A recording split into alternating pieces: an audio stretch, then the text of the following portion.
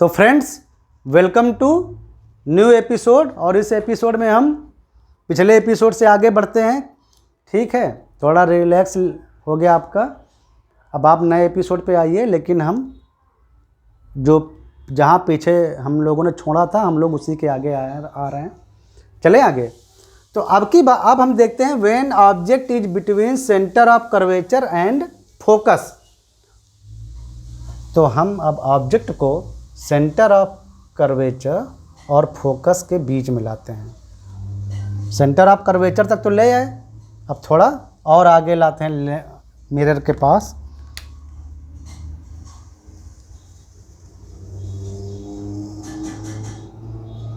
ये था फोकस, ये था हमारा centre of curvature. Focus, centre of curvature, और ये मिरर का जो सेंटर होता है, आप उसको पोल बोल सकते हो। पोल जनरली लेंस में इस्तेमाल करते हैं वर्ड, लेकिन दो बार सेंटर बोलना पड़ रहा है, तो मैं जस्ट आपको पोल पी लिख के समझा रहा हूँ। और ये फोकस। अभी हम ऑब्जेक्ट को सेंटर ऑफ कर्वेचर पर रख के देखे हैं, अब इसके अंदर लाते हैं। सेंटर ऑफ कर्वेचर और फोकस के बीच में कहीं लाते हैं। अब देखते हैं क्या होता है।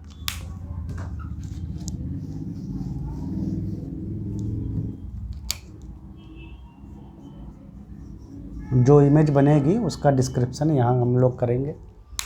चलो, ये हमारा object A B centre of curvature और फोकस के बीच में आ गया है। ज़रा देखते हैं क्या होता है। तो पहले तो बी से शुरू करते हैं। बी से वही अपने पुराने रूल कि बी से अगर कोई पैरेलल रे लाइट आप ले जाएंगे तो वो रिफ्लेक्शन के बाद फोकस से होके गुजरेगी, ऐसे। समझ गए? फोकस से होके गुजरेगी। और अगर हम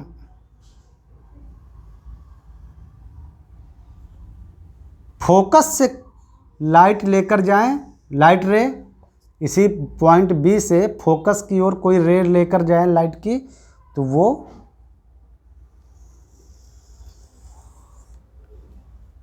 वो पैरेलल हो जाएगी किसके? प्रिंसिपल एक्सिस के रिफ्लेक्शन के बाद पैरेलल हो जाएगी और ऐसे कहीं निकलेगी।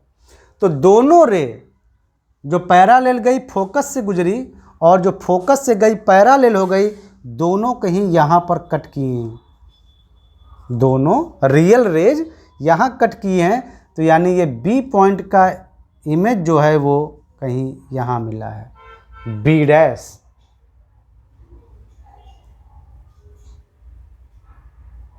B dash.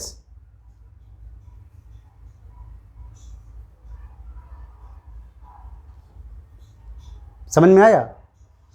और जो ये ए पॉइंट है, ए पॉइंट से क्या करते हैं हम, ये पी यानी इसी प्रिंसिपल एक्सिस पर एक रे खींचते हैं। तो ये जो प्रिंसिपल एक्सिस है हमेशा कर्वेचर से होकर जाती है। Principal axis infinite to infinite जाए, जहाँ तक जाए, ये जाती तो कर्वेचर से ही है। तो अगर आप ये रे ऐसे डालेंगे तो लौट के ऐसे ही निकलेगी। इसका मतलब है कि ए का इमेज इसी प्रिंसिपल एक्सिस पर ही मिलेगा। तो यानी ए का इमेज इसी प्रिंसिपल एक्सिस पर मिलेगा। कहाँ है? तो इसके लिए जब हमको बी का मिल गया है तो हम बी से यहाँ ड्रॉप कर देते हैं। क्या? बी से हम ड्रॉप कर देते हैं एक परपेंडिकुलर। चूँकि ये हमारा ऑब्जेक्ट एक नॉर्मली अपराइटेड था, तो यहाँ पर डाल देते हैं। तो ए का इमेज मिल गया कहीं यहाँ पर, ए डैश।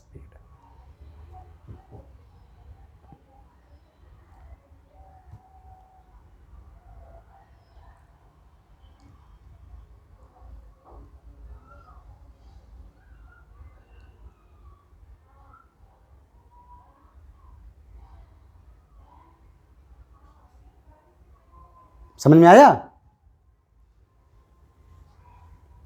तो इमेज कैसा मिला? इन्वर्टेड मिला, उल्टा। एक तो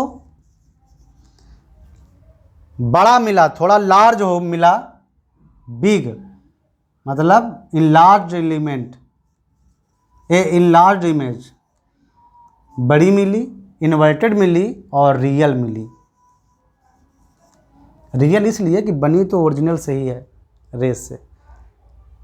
हमको लग रहा है एक और तरीका था, अगर आप बी से ये पी पर रे मिलाते ऐसे, तो ये कर्वेचर से ही ये पोल जुड़ा रहता है, पोल कह सकते हो या मिरर का सेंटर कह सकते हो, कर्वेचर से ही जो लाइन जुड़ी है, ये जो सीपी है, सीपी ये तो मिरर पर परपेंडिकुलर है, मिरर के सरफेस पर परपेंडिकुलर है, तो एक तरह से ये नॉर्मल है, तो जितना एंगल ये बनाएगा थीटा, सेम एंगल आप इधर थीटा लीजिए, तो ये जो रे गई है ये लॉ ऑफ रिफ्लेक्शन से सेम एंगल पर रिफ्लेक्ट हो जाएगी। भाई जिस एंगल पर ये पी पर मिली है नॉर्मल से, नॉर्मल मतलब ये कर्वेचर और पी को मिलाने वाली जो लाइन ये नॉर्मल है, तो उससे जिस एंगल पर वो इंसिडेंट होगी रे, उसी एंगल पर ये रिफ्लेक्ट भी हो जाएगी। तो यानी थीटा पर रिफ्लेक्ट होगी, तो ये जब आगे बढ़ाओगे ना तो ये इसी पॉइंट बी पर आकर मिलेगी। तो आप ये भी एक रे इस्तेमाल कर सकते थे। तो ये सब कहाँ पे आके मिली हैं? बी डैश पर, यानी बी का इमेज बना बी डैश पर, ए का बना ए डैश पर।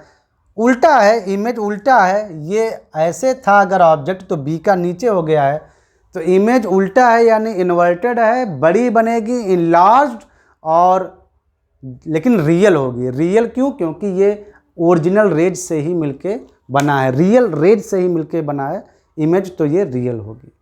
तो ये हो गया four condition when object is between centre of curvature and focus. Number 5,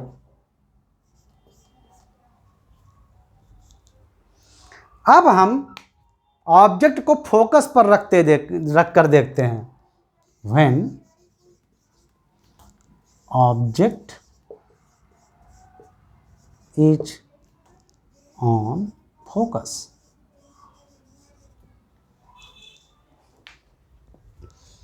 मिटा देते हैं सब।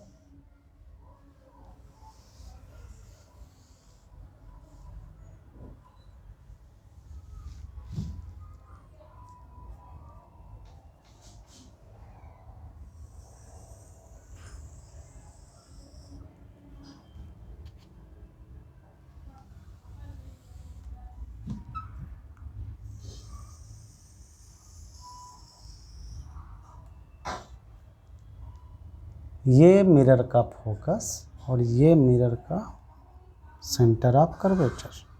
अब की बार हम ऑब्जेक्ट को और पास ले आए और हमने इसको ऑब्जेक्ट को फोकस पर रख दिया।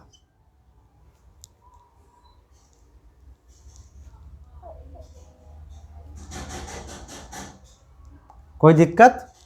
हमने ऑब्जेक्ट को फोकस पर रखा, देखते हैं क्या होता है। ए बी ऑब्जेक्ट को हमने फोकस पर रखा, तो ये हमारा ऑब्जेक्ट है। शुरू करो। बी से एक पैरेलल रे डालो इस मिरर पर, तो वो रिफ्लेक्ट होकर फोकस से गुजरेगी।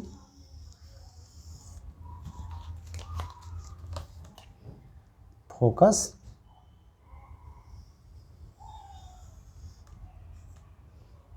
दिख रहा है ना, रिफ्लेक्ट होकर फोकस से गुजरी।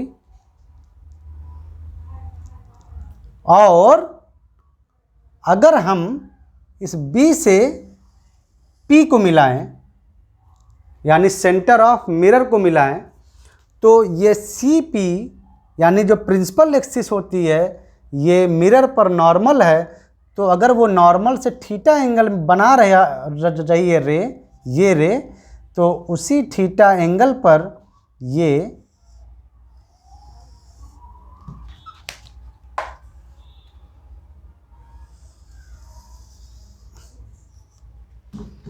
रिफ्लेक्ट हो जाएगी उसी थीटा एंगल पर। और ये दोनों रे एक दूसरे से कहीं नहीं मिलती हैं, ये मिलती हैं कहाँ पर? इनफाइनाइट पर। तो अगर फोकस पर कोई ऑब्जेक्ट रखा है, किसी कॉनकेव मिरर के फोकस पर ऑब्जेक्ट रखा है, तो इमेज जो बनेगा वो एक तो समझ रहे हो कि इन्वर्टेड होगा,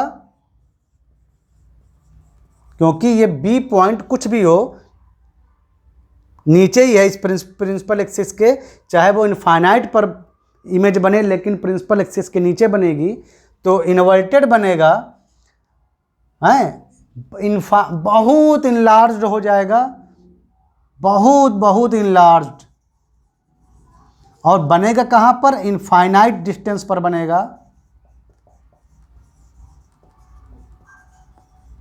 लेकिन रियल होगा।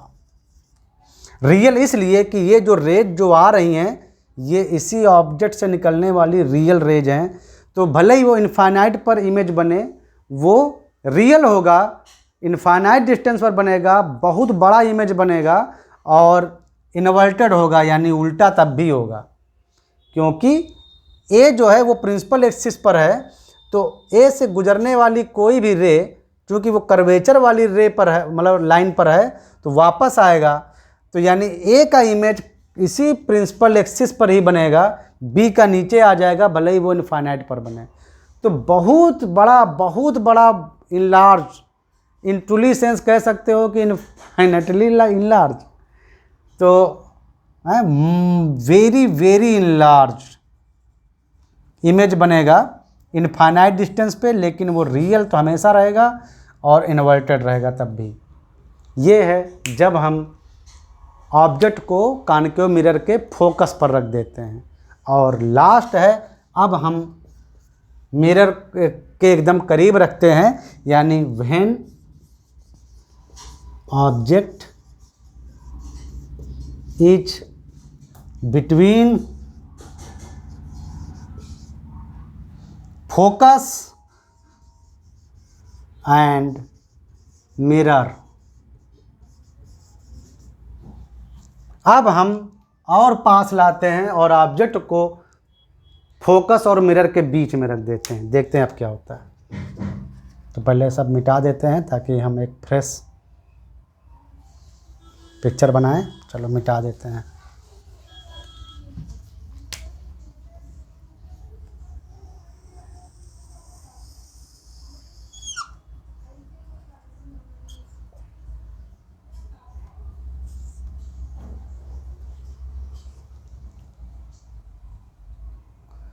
ऑब्जेक्ट को लाते हैं फोकस और मिरर के बीच में, ए एंड बी।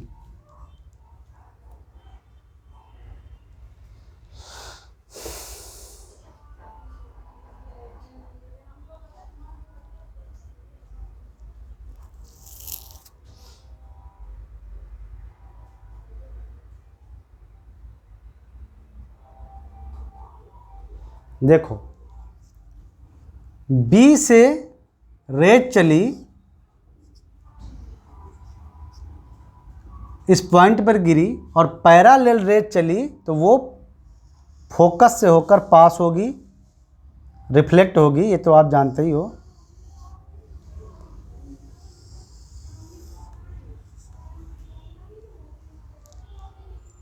यहाँ से चलेगी तो फोकस से होकर पास होगी, रिफ्लेक्ट होगी, हो गया। और अगर हम इस बी से इस पी को मिलाएं तो जिस एंगल पर ये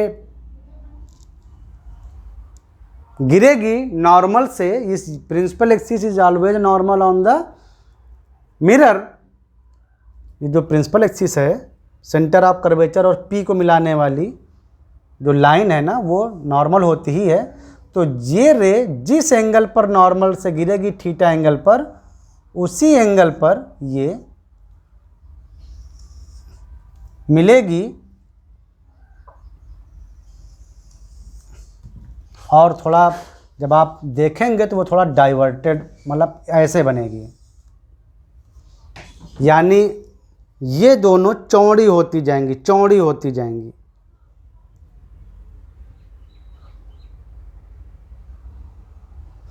मतलब चौड़ी मतलब उनके बीच की दूरी ये मतलब डाइवर्ज होती जाएंगी, ऐसा समझो। ये पहले इतनी डिस्टेंस पर थी, फिर इतनी डिस्टेंस पर थी, फिर धीरे धीरे उनके बीच की डिस्टेंस बढ़ती जाएगी, इन दोनों रेज के बीच की डिस्टेंस, यानी वो डाइवर्ज होती जाएंगी। तो अगर आप उनको यहाँ से देखोगे तो ये पीछे कहीं ऐसे आपको जाकर मिलती हुई मिलेंगी। यहाँ मान लो वो मिल गई। तो ये जो बी पॉइंट है इसका इमेज बनेगा यहाँ बी डैश पर, और ए पॉइंट सिंस इसी प्रिंसिपल एक्सिस पर है तो उसका इमेज इसी प्रिंसिपल एक्सिस पर बनेगा। अब कहाँ बनेगा, उसके लिए ये प्रिंसिपल एक्सिस पर यहाँ से नॉर्मल ड्रॉप कर देते हैं, तो ए का इमेज बनेगा ये ए डैश पर, बी का इमेज बनेगा ये बी डैश पर। ए डैश बी डैश ये होगा इसका इमेज, क्योंकि ये दोनों रेज जो हैं वो डाइवर्जेंस हैं। तो अगर आप इनको देखना चाहोगे तो इनका रियल इमेज कभी नहीं मिल पाएगा, क्योंकि ये क्रॉस एक दूसरे को इंटरसेक्ट कर ही नहीं रही हैं। रियल इमेज रियल रेज से बनता है, तो रियल इमेज बनेगा नहीं। तो अगर आप इनको यहाँ मतलब आप इनका इमेज देखने का प्रयास करोगे तो आपको लगेगा कि ये डाइवर्जेंस जो कंडीशन में जो रेज हैं ये कहीं से आती हुई मिल रही हैं, तो ये यहाँ मिलेंगी। तो यानी आपको लगेगा कि ये जो इमेज है ये मिरर के पीछे बना है और बड़ा है काफ़ी और सीधा है। अब की बार सीधा बना है। इस कंडीशन में जो इमेज है वो इरेक्टेड है, सीधा है, यानी अपराइट है। बी डैश भी प्रिंसिपल एक्सिस के एबव था तो पॉजिटिव डिस्टेंस थी ए बी, तो ये बी डैश भी प्रिंसिपल एक्सिस के एबव ही है, तब यानी इसकी भी डिस्टेंस जो है पॉजिटिव है प्रिंसिपल एक्सिस से। तो जो इमेज है वो सीधा बना, अपराइट बना, इरेक्टेड बना और इनलार्ज बना, बहुत बड़ा बना। Good. Behind the image mirror के पीछे बना, बिहाइंड द कॉनकेव मिरर। अभी हम सिर्फ कॉनकेव मिरर पर स्टडी कर रहे हैं। और वो अब की बार रियल नहीं बना, वो वर्चुअल बना, क्योंकि जो रियल रेज हैं वो तो उसके सिल्वरिंग के पार जा ही नहीं पाएंगी। पीछे सिल्वर है तो उसके पास नहीं जा रही हैं, रियल रेज तो इधर आ रही हैं। हमको ये केवल आभासी चित्र है, यानी अगर हम ऑब्जर्व करेंगे हमको तभी ये इमेज दिखेगी। रियल में ये इमेज नहीं बनी है, हम यहाँ से देखेंगे, मतलब ऑब्जर्वेशन के दौरान ही हमको केवल दिखेगी वो इमेज, परमानेंट इमेज नहीं है वो, तो वर्चुअल इमेज बनेगी।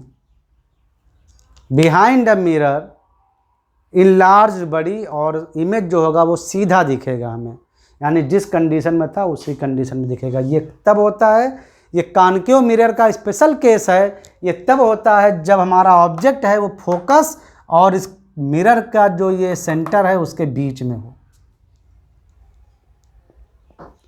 तो हमने पूरा कॉनकेव मिरर में कैसे इमेज बनते हैं, पूरे कॉनकेव मिरर में ऑब्जेक्ट की दूरी के हिसाब से किस तरह से इमेज बनते हैं हमने स्टडी कर ली है, और आई थिंक आपको बहुत अच्छे से समझ में आ गया है। ठीक है, और आप इसको अच्छे से देख लो दोबारा, दोनों पार्ट्स, इसके पहले वाला और ये वाला, जिससे आपको एकदम कॉन्सेप्ट क्लियर हो जाएगा। फिर हम मिलते हैं अब कॉन्वेक्स मिरर में। अब हम कॉन्वेक्स मिरर में देखेंगे कि कैसे इमेज बनते हैं वहाँ पर ऑब्जेक्ट की मिरर से दूरी के हिसाब से। तो ये आपने देख लिया ना अच्छे से, इसके 6 कंडीशन 1 2 3 4 5 6 कैसे कैसे ऑब्जेक्ट हमारा मिरर से मतलब मिरर के पास आता है और कैसे कैसे इमेज चेंज होते जाते हैं। ठीक है, वो इवन लास्ट में देखा कि इमेज का नेचर भी चेंज हो गया। लास्ट में हमको अपराइट मिला, ऊपर से वर्चुअल इमेज भी मिला। ठीक है, चलो अब मिलते हैं हम कॉन्वेक्स मिरर में। ये दोनों एपिसोड बहुत बहुत इम्पॉर्टेंट है। ये जो एपिसोड जो हम बता रहे हैं ना, ये बहुत इम्पॉर्टेंट हैं, ठीक है। मिलते हैं कॉन्वेक्स मिरर में नेक्स्ट एपिसोड में। चलो।